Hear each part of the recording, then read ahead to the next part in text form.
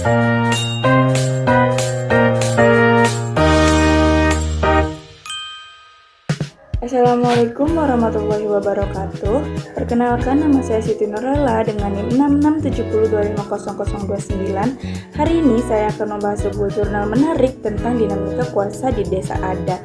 Jurnal ini tuh berjudul Kontestasi Kuasa Kepemimpinan Formal dengan Informal dalam Kebijakan Publik dan Politik Keseharian oleh Bung Yibi Hasan Mairudin dan timnya. Diterbitkan di Journal of Political Issue pada 2020. Jurnal ini tuh mengkaji bagaimana kepala desa sebagai pemimpin formal bersaing dengan Abah Olot, kepala adat sebagai pemimpin informal di desa adat Guradog, Lebak, Banten. Mereka menggunakan kerangka teori kepemimpinan dan shadow state untuk menjelaskan fenomena ini. Intinya, meski kepala desa punya legitimasi hukum dari pemerintah, kuasa Abah Olot itu lebih dominan karena didasarkan pada adat istiadat turun-temurun. Ini tuh terlihat dalam kebijakan publik seperti program kesehatan atau pendidikan, di mana Abah Olot itu harus dulu setuju agar masyarakat itu patuh. Jurnal ini tuh menunjukkan praktik shadow state di mana aktor informal atau membayang-bayangi yang formal, sehingga kepala desa sering jadi subordinat. Penelitian ini menggunakan metode kualitatif deskriptif dengan wawancara dan observasi, dan menemukan bahwa kuasa informal lebih hegemonik karena masyarakat percaya Abah Olot sebagai panutan budaya. Sekarang, mari kita membandingkan isi jurnal ini dengan pemikiran 5 tokoh internasional yang relevan. Pertama ada Antonio Gramsci, seorang filsuf Italia. Dalam bukunya yang berjudul Prison Notebooks membahas konsep hegemoni. Gramsci menjelaskan bagaimana kelas dominan mempertahankan kuasa melalui ideologi dan budaya, bukan hanya kekuatan fisik. Ini mirip dengan jurnalnya Bung Yibi, di mana Abah Olot menggunakan budaya adat untuk mendominasi kepala desa.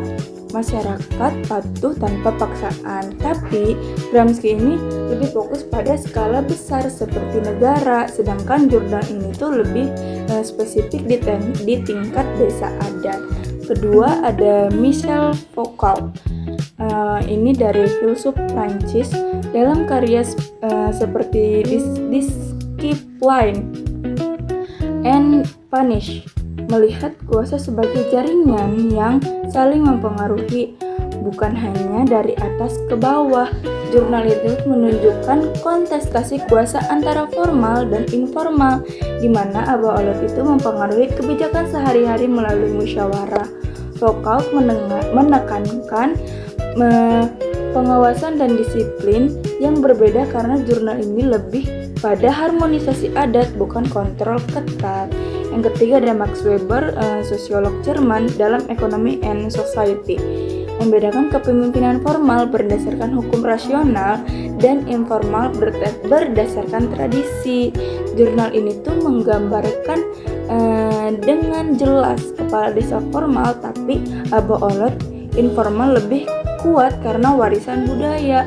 Weber itu percaya formal lebih stabil, tapi jurnal menunjukkan informal bisa menyetir formal, seperti dalam program pemerintah yang harus disetujui adat.